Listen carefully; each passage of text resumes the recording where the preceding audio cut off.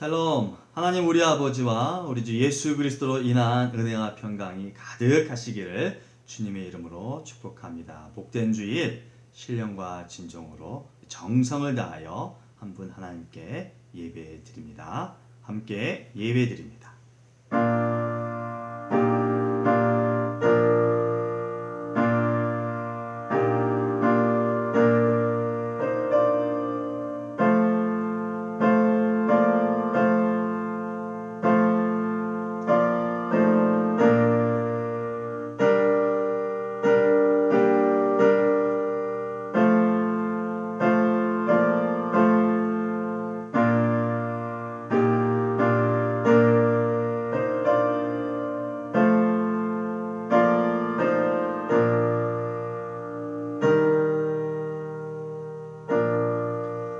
하나님은 우리에게 은혜를 베푸사 복을 주시고 그의 얼굴빛을 우리에게 비추사 주의 도를 땅 위에 주의 구원을 모든 나라에게 알리소서. 아멘.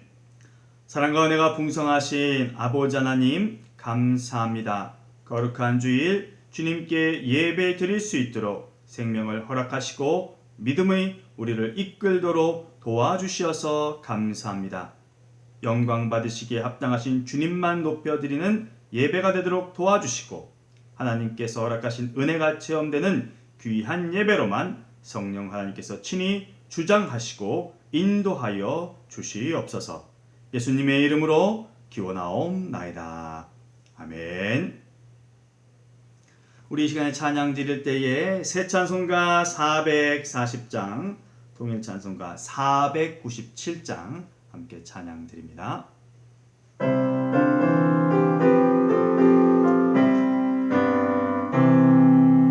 어디든지 예수 나를 이끌면 어디든지 예수 함께 가려네. 예수 함께 아니 가면 낙없고 예수님과 동행하면 겁없네. 어디를 가든지 겁낼 것 없네. 어디든지 예수 함께 가려네. 세상 친구 모두 나를 떠나도 주와 동행하면 외로움 없겠네. 가는 길이 위태하고 험해도 어디든지 예수 함께 가려네. 어디든지 겁낼 것 없네.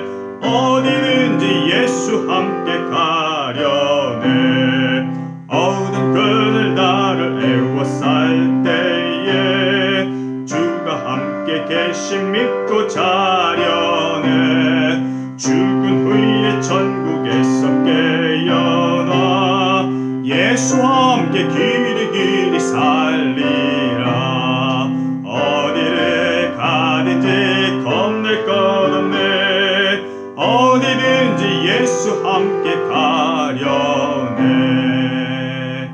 아멘. 찬양 한 장 더 드립니다. 새 찬송가 35장, 통일 찬송가 50장입니다. 새 찬송가 35장, 통일 찬송가 50장 찬양 드립니다.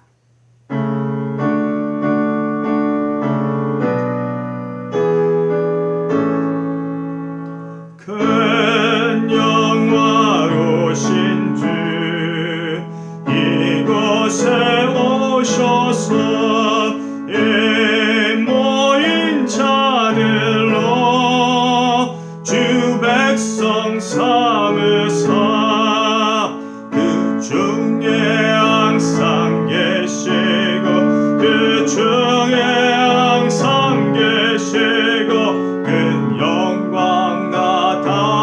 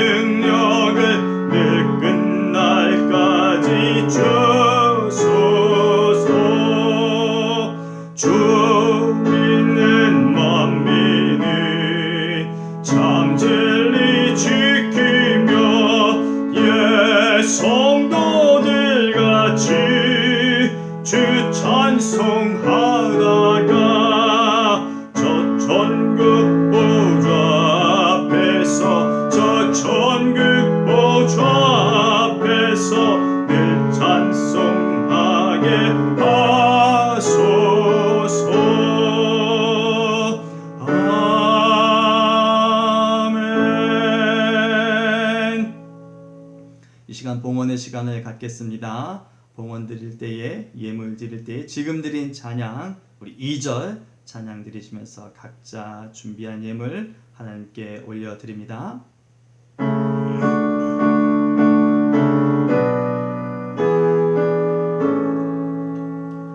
이 백성 기도와 또 예물 드림에 양내와 같으니 곧 받으옵소서. 주 예수 크신 복음을 주 예수 크신 복음을 만 백성 듣게 하소서.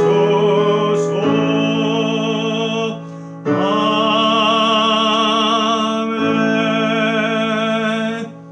드려진 예물 위에 함께 기도합니다.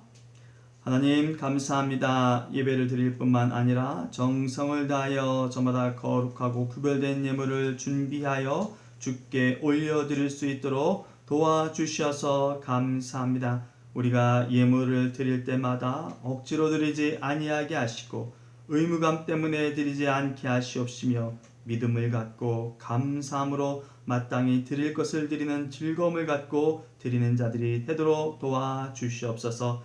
주일 예물을 드리며 주정 예물을 드리며 10의 1조와 감사의 예물과 건축 예물과 선교 예물과 여러 가지 명목으로 주 앞에 예물을 올려드리오니 주님 흠양하시고 받아주시옵시며 더불어 이 땅 가운데 살아가는 저희들의 생애 가운데 복으로 임하여 주시어서 풍성하고 넉넉한 삶, 물질로 인하여서 궁핍하거나 곤란하지 않는 삶이 이어지도록 은혜를 더하여 주시옵소서. 육체를 위하여도 간구합니다. 질고와 질병으로부터 완치되며 자유함을 누리게 도와주시고 회복을 허락하여 주시옵시며 시기적으로 환경적으로 어려운 이때에 안전과 생명이 우리 육체에 가득하여지도록 주께서 보호하여 주시옵소서. 항상 받으시는 하나님께 감사하며 항상 은혜를 주시는 하나님께 고마움을 갖고 신앙생활에 나가는 우리가 되어지도록 주님 도와주시옵시고 함께해 주시옵소서. 이루어 주실 것을 믿사옵고 예수님의 이름으로 감사하며 축복하고 기도합니다. 아멘.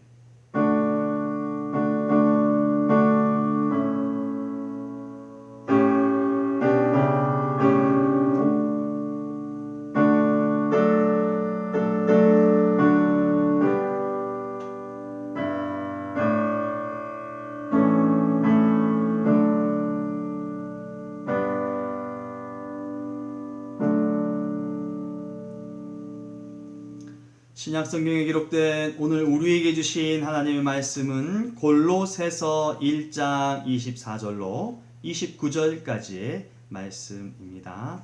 신약성경 골로새서 1장 24절로 29절까지의 말씀, 신약성경 325면이나 326면쯤 되겠습니다.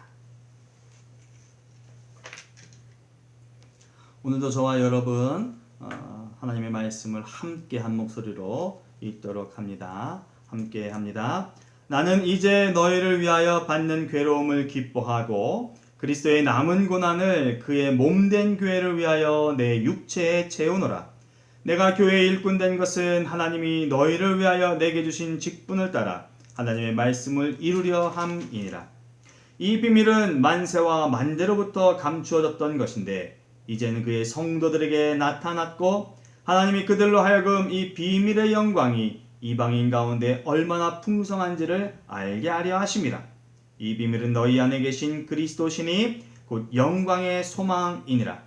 우리가 그를 전파하여 각 사람을 권하고 모든 지혜로 각 사람을 가르침은 각 사람을 그리스도 안에서 완전한 자로 세우려 함이니 이를 위하여 나도 내 속에서 능력으로 역사하신 이의 역사를 따라 힘을 다하여 수고하노라.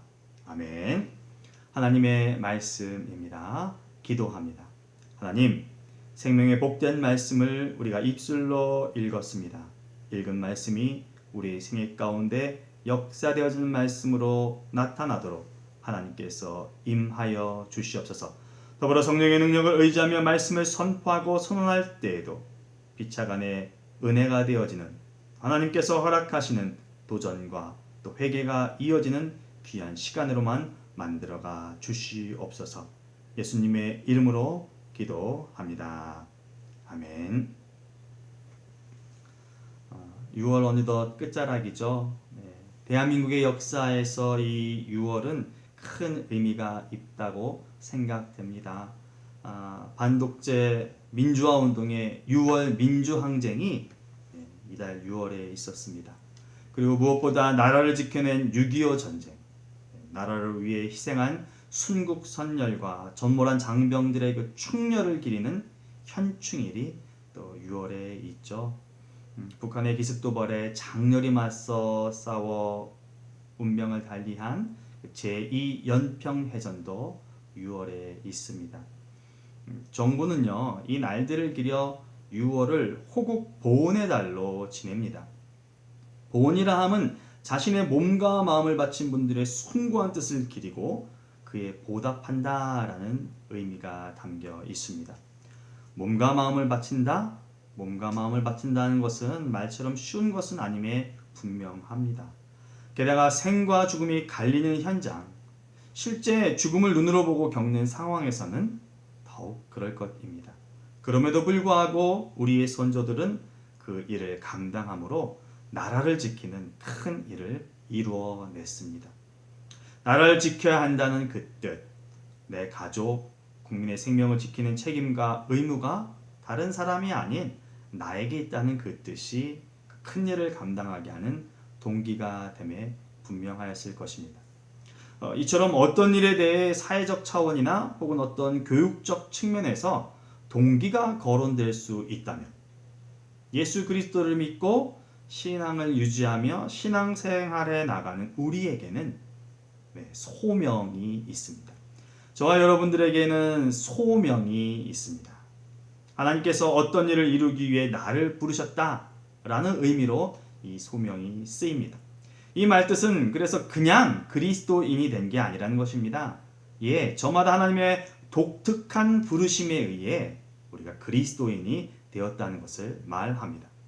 그가 어떤 사람은 사도로, 어떤 사람은 선지자로, 어떤 사람은 복음 전하는 자로, 어떤 사람은 목사와 교사로 삼으셨으니 이는 성도를 온전하게 하여 봉사의 일을 하게 하며 그리스도의 몸을 세우려 함이라. 사도 바울의 에베소서 4장 11절과 12절을 통해 하신 말씀입니다.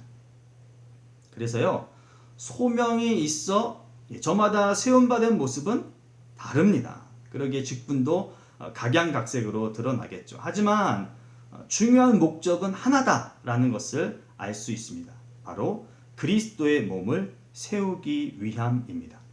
그리스도의 몸을 세우기 위함이라는 이 뜻이 함축된 말씀은 오늘 본문에서도 여지없이 드러납니다.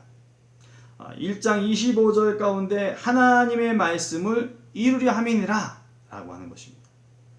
그러므로 저와 여러분들이 신앙생활에 나가면서 좀 조심할 것이 있습니다. 성경을 빙자해서 혹은 영적 경험이라는 구실을 토대로 누군가가 자신의 것을 가르치고 자신의 경험을 주입하려고 하고 자신의 것이 옳다고 주장한다고 하면 그가 아무리 명성이 있는 자고 그가 뛰어난 자라 여겨진다 할지라도 그것은 잘못된 것입니다. 그러한 것이 바로 이단이고 사이비이기 때문입니다. 하나님의 말씀을 이룬다는 것은 성경을 읽어보면 보다 분명하게 알 수 있는 사실입니다. 어느 시대에 어느 사건에서나 인물이 나타날 때에는 그 사람을 통해서 하고자 하는, 그 사람을 통해서 하나님께서 이루고자 하는 일들이 있었다는 것을 보게 됩니다. 성경의 말씀대로 산 자들, 하나님의 뜻에 합한 자들은 바로 이 소명에 합당한 인생을 살아낸 사람들입니다. 그러나 부름을 받았다 하더라도 그 과정이나 혹은 그 끝에 정확하게 살지 못한 사람들은 분명한 하나님의 심판이 있었음 또한 우리가 알 수 있습니다. 바울은 본문을 통해서 너희를 위해 받는 괴로움을 기뻐하겠다라고 말을 합니다. 여기서 너희는 골로새 교우들이겠죠. 그런데 이 표현은 선뜻 이해가 잘 되지는 않습니다. 사실관계를 따져본다면 바울이 골로새 교인들로 인해 받은 괴로움이 있었을까라는 생각이 든다는 거죠. 바울이 골로새 교우들로 인하여서 괴로움이라고 말할 수 있는 것들이 있었나요? 그런 것들이 보여지십니까? 엄밀히 말하면 그렇게 말할 증거가 있다고 보여지지 않습니다. 왜냐하면 골로새서 1장 7절 말씀에서 그렇게 얘기하죠. 우리와 함께 종된 사랑하는 에바브라에게 배웠나니, 이 말은 뭐냐면 골로새 교인들이 에바브라를 통하여서 훈련되어지고 양육되어졌음을 이야기한다는 거죠. 그래서 골로새 교회는 바울이 직접 세운 교회가 아니라는 것이기에 골로새 교우들과 직접적인 대면이 있었다고 보기는 어렵다는 것입니다. 그런데요, 그럼에도 불구하고 자신이 골로새 교우들을 위해 괴로움을 받고 또 그것을 기쁘게 여기겠다고 합니다. 여러분, 지금 바울은 감옥에 있습니다. 아시다시피 골로새서가 옥중서신이기 때문에 그렇습니다. 그렇다면 바울이 감옥에 있는 것이 이 골로새 교우들과 관련이 있느냐 또 따져볼 수도 있겠는데 이것 또한 사실은 인정하기 어렵습니다. 그럼에도 불구하고 바울은 골로새 교인들과 자신이 하나님의 뜻에서 하나고 또 묶인 관계로 이해를 하고 있습니다. 25절 말씀에 보시면 그렇게 말하고 있죠. 내가 교회의 일꾼 된 것은 하나님이 너희를 위하여 내게 주신 직분을 따라 하나님의 말씀을 이루려 함이니라, 이렇게 말합니다. 결국 바울은 자신의 사도라는 직분이 어느 한 지역, 어느 한 교회, 어느 특정의 교우들에게 국한 것이 아니고 하나님을 믿고 섬기기를 원하는 하나님의 자녀된 모든 자들에게 통용된다라고 이해를 하고 있는 것이죠. 이 말씀은 예수님의 삶과 가르침에 따른다라는 생각이 듭니다. 예수님의 공생의 시작됨을 통해 예수님께서는 어느 한 장소에만 머물지 않으셨습니다. 요단에서 세례를 받으신 후에요, 광야를 거쳐 갈릴리에서 공생애를 시작하신 이후 제자들을 통해서 하는 말씀이 보다 좀 분명하게 그 사실을 증명하게 되는데요. 마가복음을 통해서 보면 마가복음 1장 38절에서 이렇게 말합니다. 우리가 다른 가까운 마을들로 가자. 거기서도 전도하리니 내가 이를 위하여 왔노라. 게다가요, 이게 한 번의 말씀이 아니라 그 후로도 4장, 5장, 7절들을 통해서요, 우리가 저편으로 가자. 거라사 지방에 이르러 거기를 떠나 두로 지방으로 가사. 이런 기록들이 있다라고 하는 것을 보게 되면 예수님께서는요, 복음이 필요한 곳이라면, 복음이 증거되고 또 회복되어야 할 사람이 있는 곳이라면, 믿음이 필요한 사람이 있는 곳이라고 판단되는 모든 곳으로 그 발걸음을 옮기셨다라고 하는 것이죠. 하나님 나라의 복음은 그래서 지엽적이고 편협한 마음의 복음이 아님을 발견합니다. 무엇보다도 바울은 한 교회의 목회자는 아니죠. 그는 복음을 증거하러 이곳저곳을 다니는 전도자입니다. 아마도 전도자였기에 이런 행동이나 이런 사고가 한층 더 유연하고 자연스러웠을 것이라는 추측을 해봅니다. 그러나 이 복음의 확장됨, 이 복음이 깊이 넓어지는 그 모습은 우리에게도 요청된다 말씀할 수 있습니다. 마태복음 28장에 기록된 부활 후 제자들을 만난 예수님은요, 가서 모든 민족으로 제자를 삼으라 라고 말씀을 하셨습니다. 그리고 부활하신 후에 이 땅에 40일 계시면서 승천하시기 전에 하신 말씀은 어떤가요? 사도행전 2장 8절 말씀에 보면요, 예루살렘과 온 유대와 사마리아와 땅끝까지 이르러 내 증인이 되리라, 이런 말씀을 해 주셨습니다. 교회 공동체를 이루게 된 우리에게 기본적으로 요청되는 것은요, 소속된 교회에 대한 의무와 책임을 감당하는 것, 그것에 최선을 다하고 그것에 충성을 다하는 것입니다. 이것은 매우 중요한 것입니다. 이를 소홀히 여길 수가 없습니다, 여러분. 그러나 여전히 그리스도의 가르침에 따라야 하는 그 원대하고 좀 더 거국적인 복음 증거의 사명이 있음 또한 분명히 기억하고 신앙생활함이 마땅하다 하겠습니다. 그래서 우리가 또 전도도 하고 또 우리가 선교에 대해서 또 지향하는 그런 교회 모습, 그런 공동체를 갖는 것 아니겠습니까? 그러나 중요한 요소는 바울이 그 사명을 감당하는 이유일 것인데요. 25절 말씀에요, 내게 주신 직분을 따라, 이렇게 밝힙니다. 무엇보다도 이 표현을 통해 우리에게 주신 직분이 하나님께서 우리들 각자에게 허락하신 것을 인정하고 믿으며 그 직분의 최상의 것으로 최선을 다하시는 그런 분들이 되시기를 부탁 말씀드립니다. 바울 되기 전에는 그의 이름이 사울이었습니다. 여러분 아십니까? 기억하십니까? 예. 사울이요 다메섹에서 예수님을 경험하게 됩니다. 그 일로 눈을 떴으나 보지 못하게 되죠. 그러나 하나님이 보내신 아나니아의 안수를 통하여서 보게 되고 그 즉시로 복음을 증거하는 일을 감당합니다. 이 사도행전 9장에 기록된 말씀인데 그러나 사람들이 믿지 않습니다. 그도 그럴 것이 예수 믿는 사람들 박했던 사람이 복음을 증거한다는 것에 어느 누가 믿음을 갖고 인정하겠습니까? 그래서요 이가 사도된 것에 대해서 바나바가 사도들에게 바울에 대한 변을 합니다. 이 사람이 달라졌습니다. 새롭게 되어진 사람입니다. 라는 것을 계속해서 변명을 합니다. 그래도 믿어주지를 않는 거예요. 그래서 할 수 없이 예루살렘 회의를 통해서 사도와 장로들에 의해 바울과 바나바에 대한 인정이 있게 되는 일을 사도행전 15장에 기록을 합니다.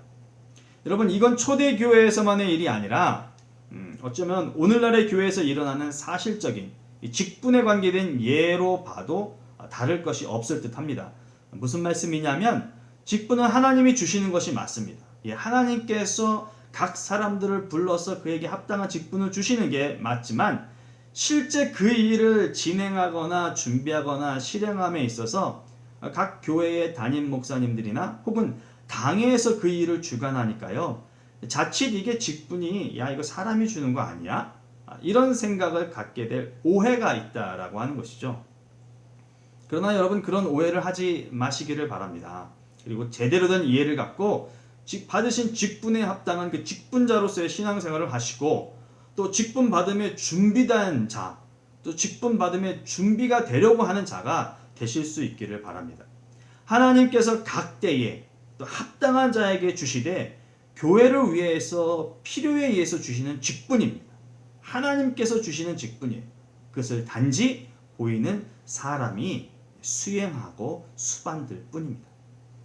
자, 그런데 그 직분을 누구를 위해 사용하였습니까? 너희를 위해, 골로새 교우들을 위해 사용합니다. 따라서 올바른 직분 사용이 어떤 것인가를 알게 되죠. 올바른 직분 사용은 타자를 위한 것입니다. 직분은 내가 받았어요. 직분은 내가 받은 것이지만 나를 위해서 쓰지 않습니다. 내 감정이나 내 의지, 내 공덕을 위해서 쓰임받는 것이 직분이 아니다라고 하는 것입니다. 절대 그렇게 되지 않도록 애써야 함이 우리 가운데 필요합니다. 지극히 타자를 위한 것이고 교회를 위한 것이고 공동체를 향한 것이 되어야만 올바른 직분에 쓰여짐이 되는 것입니다. 그럴 때 그의 합당한 아름다운 결실이 맺어지게 되는 것이고요. 직분에 대한 목적이 정확하게 명시되어 있죠. 25절 말씀 다시 볼까요? 내가 교회의 일꾼 된 것은 하나님이 너희를 위하여 내게 주신, 하나님이 너희를 위하여 내게 주신입니다. 거듭 말씀드리지만 내가 받은 것은 맞아요. 내가 받은 것은 맞지만 나를 위해 주는 것이 아니다 라는 것을 확실하게 말씀을 통해서 인정하시고 쓰임받는 귀한 분들 되시기를 바랍니다. 하나님이 주신 직분, 교회를 또 교회 공동체를 위해서 주신 직분, 타인을 위해서 주신 것이지만 목적이 있어요. 하나로 귀결되는 목적이 있습니다. 하나로 연결되어진 목표가 있습니다. 하나님의 말씀을 이루려 함이니라. 아멘. 하나님의 말씀을 이루기 위해서 직분이 쓰여지게 되고 직분이 필요한 것이다 라고 하는 것입니다. 개인이 주어진 것이기에 다양성? 예, 다양성 있죠. 개별성? 예, 개별성 있습니다. 그걸 받아들일 수 있습니다. 그러나 결과는 말씀으로 이루는 것으로 드러나야 하기 때문에 하나님의 말씀이라고 하는 기준, 하나님의 말씀이라고 하는 통일성이 있어야 된다라고 하는 것이죠. 베드로와 요한이 못 걷게 된 자를 일으켜 세웠다 하더라도요, 예수 그리스도의 능력, 복음의 증거로서 나타난 이적이다라고 하는 것입니다. 베드로와 요한이 뛰어나서 된 것이 아니라는 사실입니다. 스데반이 순교 현장에서 죽음을 맞게 되었지만 복음의 증거, 진리의 전파로 인한 거룩한 죽음이었다라고 하는 것을 우리는 알아야 됩니다. 스데반이 순교한 것에 초점을 맞출 것이 아니라 그가 복음을 숭고하게 전달했기 때문에 그에게 순교가 있었다라는 것을 우리가 인정해야 한다라는 것입니다. 빌립보 성에서의 루디아의 결신이 그녀의 가족의 세례받음과 또 더 나아가서 집을 내어주어 교회 공동체를 세운 것이 단순히 자기 뜻에 이루어진 것이 아니라는 것이죠. 가족과 협의에 이루어진 것이 아니라는 것입니다. 바울을 통한 복음을 받아들임에서 비롯되었다라고 하는 것입니다. 겉으로 드러난 열매들요, 결실들요, 그 이루기까지의 과정과 장소와 사람, 다 다릅니다. 성경 말씀을 통해서 이곳저곳을 보면 다 다릅니다. 그러나 그 일을 있게 한 복음, 말씀의 능력에 의한 것은 동일합니다. 그것이 오늘을 사는 우리에게도 동일하게 적용되어야 할 것이고, 이 말씀이 믿어지고 인정돼서 합당한 직분을 사용하는 신실한 자들이 우리 모두가 되어야 할 것입니다. 직분은 경륜입니다. 경륜은 하나님께서 하시고자 하는 어떤 계획의 집행을 의미합니다. 따라서 하나님의 계획의 실행을 위한 직분이다. 자신을 높이려고 하는, 내가 인정받는 것이 직분이 아니다. 오직 하나님을 드러내는 것이 직분이다 라는 것을 우리 모두가 늘 명심할 수 있기를 바랍니다. 우리네 삶에서 혈연, 지연, 학연 이런 것들은 결코 작게 느껴지지 않습니다. 어떤 형태로든 관계가 있으면 적은 것 하나라도 보탬이 되기에 충분한 그런 경험이 우리들 가운데 있기 때문입니다. 그래서 출신을 묻기도 하고, 어디서 배웠고 어디서 자랐냐, 심지어는 성씨는 뭐냐, 이런 것까지도 따지죠. 그런데 이게 단지 세상에서 일만이 아니었음을 성경은 또 기록하고 있습니다. 고린도 교회의 가장 큰 문제는 당파였습니다. 서로 다른 사도, 그에 따른 계파가 나뉘게 되었다는 것이죠. 그러나 정작 그렇게 거론되는 바울과 아볼로는 그 일에 주도된 적이 한 번도 없습니다. 그 일을 그들 스스로가 이끌어간 적이 없습니다. 바울은 이렇게 강조하죠. 고린도서 3장 6절로 7절 가운데, 나는 심었고 아볼로는 물을 주었을 때 오직 하나님께서 자라나게 하셨나니 그런즉 심는 이나 물 주는 이는 아무것도 아니로되 오직 자라게 하신 이는 하나님 뿐이라. 아멘. 오직 자라게 하시는 이는 하나님이세요. 오직 역사를 일으키시는 분은 하나님이시죠. 말씀을 통해서, 복음을 통해서 하나님께서 저마다 직분을 주시고 사명을 주셨지만 그 일을 우리들 스스로가 이룰 수 없습니다. 그러나 그 일을 경험하게 하는 그 은혜는 우리에게 허락해 주십니다. 내가 성령을 임하게 할 수는 없지만 성령의 임재와 성령의 충만의 감격은 하나님께서 우리에게 누리게 해 주십니다. 여러분, 이 말씀이 공감이 되실까요? 내가 하나님의 말씀을 선언하지만, 믿고 기도함은 있지만 그렇다고 내가 결실을 만드는 게 아니라는 것입니다. 그렇게 만들어 주시는 분은 하나님이십니다. 그게 사실입니다. 시편 기자는 이렇게 말하죠. 내게 구하라. 내가 이방 나라를 내 유업으로 주리라. 여기서의 내가가 누구입니까? 하나님입니다. 하나님께 구하라. 하나님께서 내게 준다. 또 요한복음 14장 14절은 이렇게, 예수님께서는 이렇게 말씀하시죠. 내 이름으로 무엇이든지 내게 구하면 내가 행하리라. 예수님은 아버지의 영광을 위해서 하나님께서 그 일을 이루어 주시고 자신이 그 일을 행할 것이라고 말씀을 해 주십니다. 여러분, 야베스의 기도 가운데 야베스의 간구는 이러합니다. 하나님께 아뢰어 이르되, 하나님께 아뢰어 이르되, 하나님 나로 환난으로 벗어나게 하세요. 나를 근심이 없게 하세요 하였더니 하나님이 그가 구하는 것을 허락하셨다라고 합니다. 어떻습니까, 여러분? 사실이 무엇입니까? 사실은 하나님께서 다 하시는 것입니다. 그러나 때로 보여지는 사람이 그 도구가 될 수도 있고 그 통로가 될 수도 있습니다. 그러나 우리가 분명하게 알아야 할 것은 하나님이 주도하시고 하나님이 역사하신다는 것입니다. 내가 하는 것이 아닙니다. 쓰임받음에 의한 은혜는 누릴 수 있지만 내가 은혜를 끼치는 것이 아닙니다. 하나님에 의해 얻는 은혜의 체험이 있을 뿐입니다. 이 사실을 항상 명심할 수 있기를 바랍니다. 사람이 어떤 일에 지나치게 몰두하거나 혹은 쳇바퀴 돌듯이 똑같은 일상에 노출되면 자칫 무뎌지는 그런 경향을 나타낼 때가 있습니다. 해서 시간이 어떻게 지났는지 또 무엇을 했는지조차 기억되지 못할 그럴 때가 있죠. 그때 시계의 알람이나 뭐 주변의 누군가의 조언은 정확히 몇 시인지 내가 어떠한 일을 했는지 알게 되는 그런 좋은 계기가 됨에 분명합니다. 바울은 골로새 교우들이 하나님의 말씀의 성취에 경험이 있었다라는 것을 지적합니다. 26절로 27절까지의 말씀입니다. 우리 한번 읽어볼까요? 이 비밀은 만세와 만대로부터 감추어졌던 것인데 이제는 그의 성도들에게 나타났고 하나님이 그들로 하여금 이 비밀의 영광이 이방인 가운데 얼마나 풍성한지를 알게 하려 하심이라. 이 비밀은 너희 안에 계신 그리스도시니 곧 영광의 소망이니라.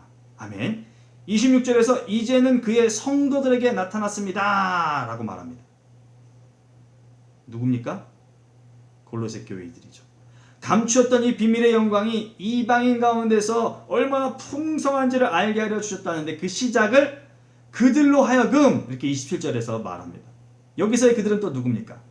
똑같죠. 골로새 교우들입니다. 그리고 그들이 다름 아닌 27절에 나오는 이방인입니다. 그들 사는 지역이 유대 땅이 아니기 때문에 그렇습니다. 이 골로새 교인들이 이런 감격을 알고 누렸었나요? 바울이 이렇게 알려주고 있는데 실제 있었던 일을 알려주는 게 맞습니까? 예, 맞습니다. 이미 이 골로새서 1장의 편지의 서두의 감사 인사를 통해서 밝히고 있죠. 그게 1장 3절에서 6절까지 나오는 말씀입니다. 우리가 너희를 위하여 기도할 때마다 하나님 곧 우리 주 예수 그리스도의 아버지께 감사하노라 라면서 이어지는 이 말씀이에요. 이들이 했던 경험을 다시 한번 확인시켜주고 있습니다. 이런 일들이 있는 것은 사실 이 편지를 쓰게 된 배경과 관련이 있을 것인데요. 이들이 교인은 되었지만 이방인으로 교인이 되었다는 것이죠. 우리도 그런 경험이 있지만 과거의 구습이 완전히 벗겨지지 못한 그런 일들이요. 그래서 내가 과거에 너무나 강하게 나를 이끌었던 그 구습이 예수를 믿은 이 시점에도 누군가에부터 요청이나 유혹으로 올 때에 내가 거기서 쉽게 벗어나지 못하는 그런 염려, 그런 근심, 그런 고민이 우리 가운데 있다는 것이죠. 이게 그와 같은 예가 지금 골로새 교인들에게 있다는 것입니다.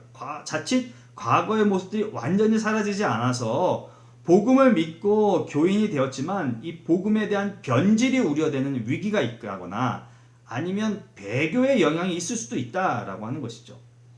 26절의 비밀이라고 말한 것의 실체가 무엇인지를 27절에서 말을 합니다. 이 비밀은 너희 안에 계신 그리스도니 곧 영광의 소망이니라. 아멘. 그래서 흔들리지 말고 곁길로 가려고 하지도 말고 무언가의 새로운 것이 있을 것이라는 그 호기심 때문에 본질을 잃어버리지 말아야 된다라는 것을 당부하고 있는 것입니다. 왜요? 이미 너희들이 다 경험한 거야. 너희들이 새로워진 너희들이야. 이것을 한 번 더 자극 줘서 깨닫게 하는 것입니다. 많다고 덜 귀하고 또 뭐 적다고 반드시 소중하다고 하지는 못할 것입니다. 많고 적음에 상관없이 귀하고 가치 있는 것들이 있습니다. 예수님께 말씀을 들으려 몰려오는 세리와 죄인들을 보고 비난이 끊이지 않을 때에 예수님은 누가복음 15장을 통해서 이런 말씀을 하셨습니다. 너희 중에 어떤 사람이 양 100마리가 있는데 그중 하나 잃으면 그 한 마리 찾으러 나가지 않겠느냐. 그리고 그걸 찾게 되면 돌아와서 기쁨의 잔치를 열지 않겠느냐. 이런 말씀을 하시죠. 복음의 대상은요. 복음의 대상은 사람입니다. 그것도 한 사람 한 사람입니다. 바울이 강조하는 28절에요. 각 사람. 이 사람이 복음의 대상입니다. 자기 죄를 자복하고 세례를 받는 사람. 세례요한의 말을 듣고 자복하여 요단강에 나와서 세례를 받는 그 한 사람. 불의 엿처럼 갈라지는 것들이 각 사람 위에 임하여 성령의 충만함을 경험할 때에 그 한 사람 한 사람 위에 임하는 그 성령의 충만함, 간구함과 사모함을 통하여서 성령의 임재를 경험한 그 한 사람. 나를 따르는 말씀에 저 사람은 어떻게 되는 걸까요? 라고 의구심을 던지고 질문을 던졌음에도 불구하고 내가 너를 불렀으니 너는 나를 따르라 라고 하는 그 부름받은 베드로 그 한 사람. 심지어 성도로서 오늘을 살고 있는 우리들 자신 한 사람 한 사람. 교회가 교회됨이 우리 한 사람으로 이루어집니다. 복음의 출발이 우리 한 사람으로 이루어지죠. 교회 공동체의 복음으로 인한 끈끈한 연대가 믿음을 갖고 복음의 충성을 다하려고 하는 그 한 사람 한 사람들로 인하여서 시작되고 이어집니다. 한 사람의 가치가 얼마나 소중한지요. 한 사람의 가치는 이루 말할 수 없습니다. 왜요? 그 한 사람을 얻기 위해 예수님께서는 비천한 육신의 몸을 입고 이 땅에 오셨습니다.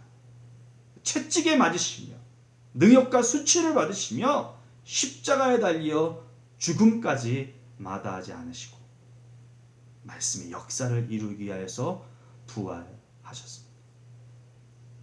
그 한 사람, 그 한 영혼을 어떻게 대하여야 하는 것입니까? 28절에 그를 전파하여 라고 말합니다. 무엇보다도 중요한 것은 복음을 증거하는 것입니다. 그 한 사람에게요. 한 사람에게 예수 그리스도를 알리는 것입니다. 그리고 권하고 가르치는 일을 감당해야 합니다. 먼저 권하는 것은 잘못된 것을 추정하도록 고쳐주는 것입니다. 쉽지 않죠. 흠칫 놀라게 되는 부분이기도 하지만 권하는 것입니다. 잘못된 것은 고쳐줘야 하는 것입니다. 둘째로 가르치는 것, 가르쳐야 합니다. 진리로 가득 채워져 나가는 것을 말합니다. 우리는 여기서 다시 한번 조심하고 경계할 것이 있음을 살피게 됩니다. 많은 경우 우리는 복음을 증거하며 가르치기보다 개인적인 견해나 경험을 먼저 이야기하는 경우가 많습니다. 아니 그리고 또 심지어는요 부담을 느끼니까 안 돼요. 예수 믿으려고 하는 사람이 부담 가지면 안 돼요 라고 해서 진리의 말씀조차 전하지 않는 경우가, 가르치지 못하는 경우가 있습니다. 여러분 복음 전도할 때 혹은 예수를 처음 믿었을 때의 기억을 한번 더듬어 보시죠. 복 받아야지. 이런 말이 제일 먼저 나오죠. 이민교회에서는 제일 많이 하는 게 뭡니까? 이민교회에서 식사나 한번 하러 와. 우리 교회 밥이 맛있어. 누구 알지? 누구도 우리 교회 나오잖아. 얼굴 한번 보러 와. 이게 좀 친근감을 유발하기 위해서 던지는 말인데 이게 너무나 자연스럽게 교회 안에 팽만해 있다라고 하는 것이죠. 자신이 복받았다고 여겨지는 일들, 그 과정에서 일어난 이야기들을 주로 하려고 하죠. 원색적인 복음보다는 그런 것들을 좀 많이 합니다. 복음은 불편하기 때문에, 복음은 자칫 감정이 상할 수 있으니 자제해야 된다 이렇게 얘기합니다. 그러나 사도 바울은 갈라디아 1장 9절로 10절에 그렇게 말합니다. 우리가 전에 말하였거니와 내가 지금 다시 말하노니 만일 누구든지 너희가 받은 것 외에 다른 복음을 전하면 저주를 받을지어다. 이제 내가 사람들에게 좋게 하랴 하나님께 좋게 하랴 사람들에게 기쁨을 구하랴 내가 지금까지 사람들의 기쁨을 구하였다면 나는 그리스도의 종이 아니다. 아멘. 교회는 휴게소와 같은 만남의 장소가 아닙니다. 여러분 교회는 맛집도 아닙니다. 사실 교회는 개인의 선택에 의해 가고고가 결정되는 것도 아닙니다. 잠언 기자는 경계하고 경고하며 이런 말씀을 합니다. 사람을 두려워하면 올무에 걸리게 되거니와 여호와를 의지하는 자는 안전하리라. 오직 하나님만이 높여지며 하나님이 허락하신 말씀의 은혜를 통해 자신이 새로워지고 그를 통해 회개하며 다시금 복음으로 인해 정진하는 삶을 이룰 수 있도록 거룩하게 구별된 곳, 그것이 교회입니다. 그러니 권면하고 가르침이 있어져야 합니다. 왜요? 달라져야 하기 때문이죠. 다름이 무엇이고 알고 깨닫고 체험이 되어져야 하기 때문에 복음의 진수, 복음의 정수, 그 말씀이 권하여지고 그 말씀이 가르침이 되어져야 합니다. 완전한 자로 세우려 한다 합니다. 그러니 그게 괴로움이고 때로 힘겨운 일이 되겠죠. 그러고 보니 24절 처음의 말씀이 좀 새삼 긍정이 되고 이해가 됩니다. 너희를 위하여 받는 괴로움. 너희를 위하여 받는 괴로움. 복음을 증거하며 겪을 수 있는 일련의 여러 일들이 복음을 전하는 사람에게는 때로 괴로움이 될 수 있죠. 무거움이 될 수 있죠. 또 고난의 시발점이 될 수도 있는 일이기도 합니다.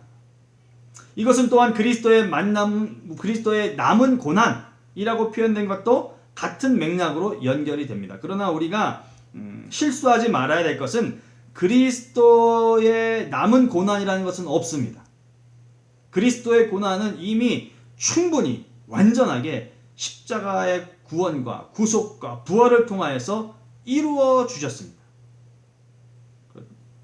이 말은요, 예수님이 십자가에 달려서 부활하시고 죽으신 것을 통해 완전히 이룬 것인데, 그를 믿음을 통해서 이 땅 가운데 살아가는 그리스도인들 가운데, 그 구별되어 생활을 살아가는 성도의 가운데 복음 증거가 여전히 남아있다라는 의미입니다.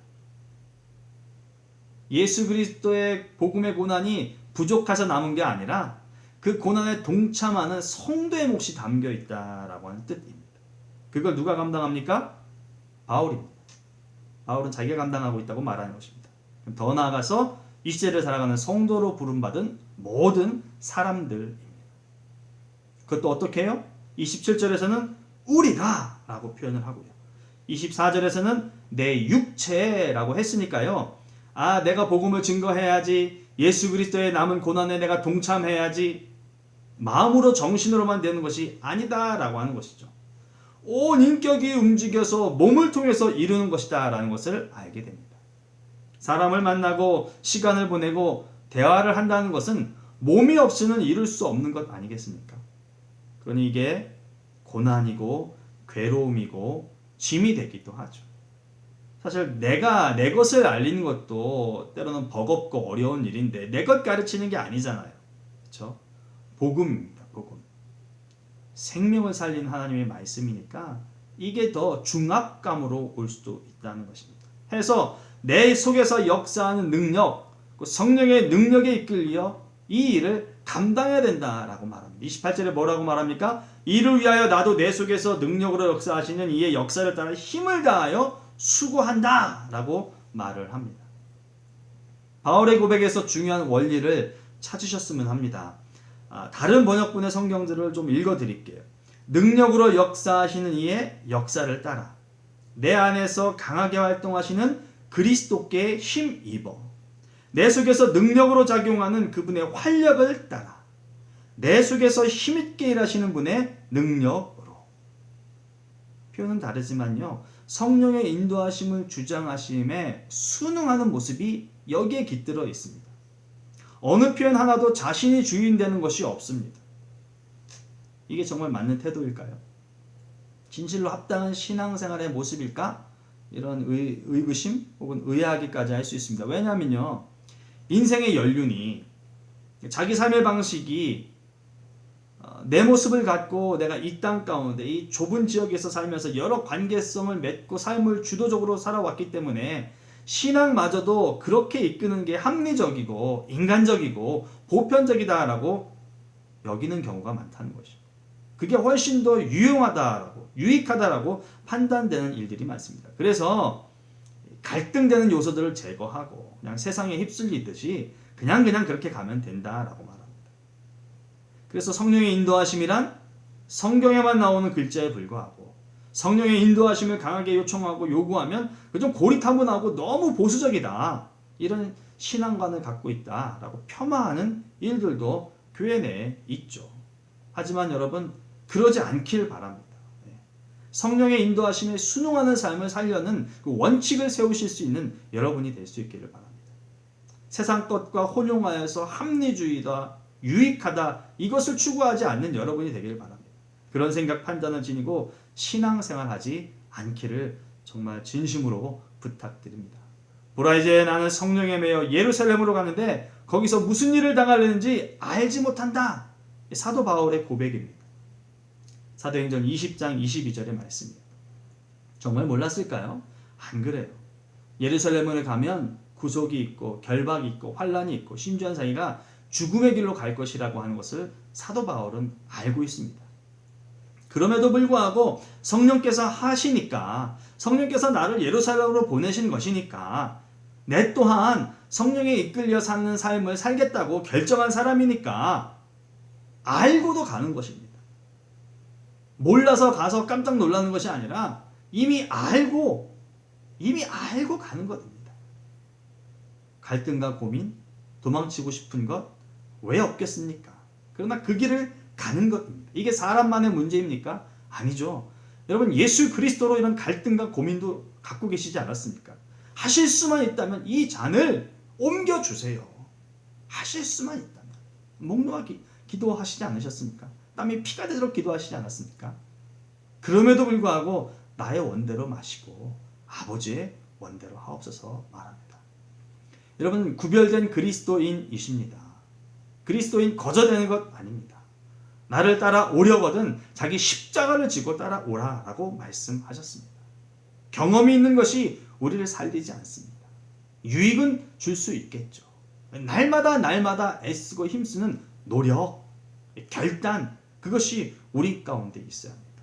힘을 다하여 수고하노라. 복음을 위해서, 너희를 위해서 직분받은 사도인 바울이 힘을 다하여 수고하노라. 힘을 다하십시오. 수고를 아끼지 마십시오. 여러분은 하나님으로 인하여 택함받은 거룩한 직분자들이십니다. 기도합시다. 하나님, 고맙습니다. 살게 하신 것도 감사하고 구원받은 것도 감사한데 때가 되매 하나님의 필요에 의해서 교회를 위해, 공동체를 위해, 또 더 나아가 복음을 위해 거룩히 구별된 직분을 허락하여 주셔서 감사합니다. 가장 도드라진 그리스도인의 직분이 우리 가운데 있게 하여 주시니 감사합니다.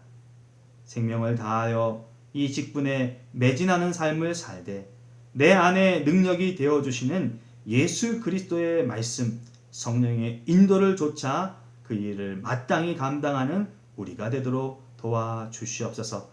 연약한 인간이라 갈등과 고민 있을 것입니다만 그때에도 말씀과 기도로 흔들리지 않는 바른 길을 택하는 우리가 되게 하여 주시어서 애씀과 수고로 인하여 주의 복음의 증거가 이 땅 가운데 확장되는 일들을 경험하도록 은혜를 더하여 주시옵소서. 예수님의 이름으로 기도합니다. 아멘. 축도함으로 예배를 마칩니다. 교회 머리가 되신 우리 주 예수 그리스도의 은혜와 하나님 우리 아버지의 무한하신 사랑과 성령님의 감동감화 교통 인도하심이 하나님이 부르셨다는 사실을 믿고 하나님에 의하여 택함 받았다는 사실을 믿고 속함 받은 가정과 교회와 지역에 하나님의 이름을 드높이는 자로 살아가기를 결단한 모든 자들 가운데 저들의 가정과 직장과 사업과 학업 위에 영원토록 함께하옵시기를 간절히 축원하옵나이다. 아멘.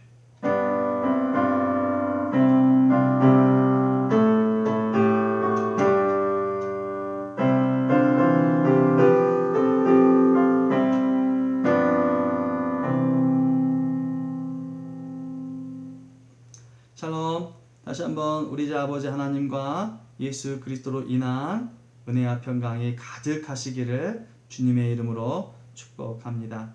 한 주간 살아나가실 때에 말씀과 기도로 무장되어 승리하고 행복을 누리시기를 바라겠고요. 가정과 생업장에 여러분 안전함과 생명의 유지가 깃들어지기를 주님의 이름으로 부탁드립니다. 승리하세요. 샬롬.